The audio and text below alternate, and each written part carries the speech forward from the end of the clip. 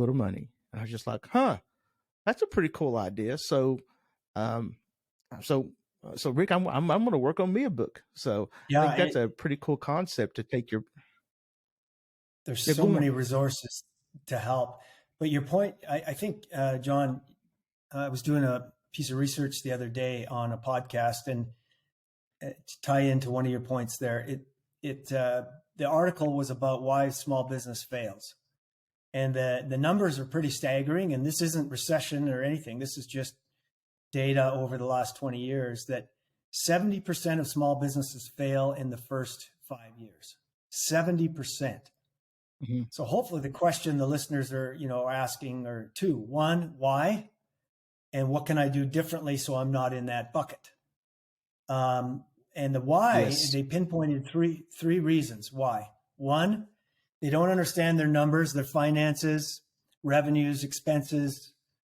They don't know they're running out of money, for example, or they don't manage it well. They just work hard and hustle, which is key part of it.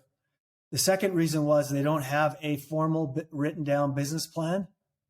They're just kind of working it. They had a product or a service idea with no structured business plan. And then the third reason they were failing is they don't have a robust, multifaceted marketing strategy.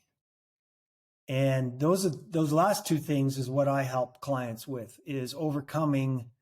I've got to have a business plan. I got to be clear on my value propositions. I got to be clear on my values, my purpose, my avatar customer, etc. Those are the first three principles in the book, by the way.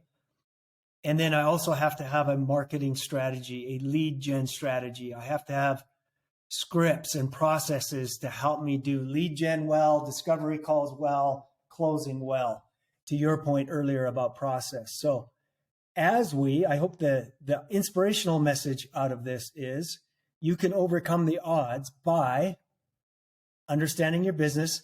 Like, for example, one small business I coach doesn't know their profit and loss till the end of the year.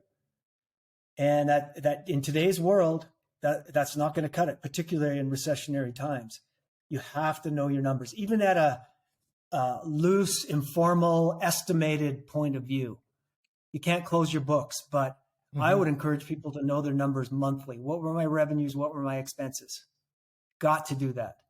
Even if you don't have a formal CFO guy that's great at financing, et cetera, contract to someone if you can't do it, if you don't have it in your team, to do some simple estimates.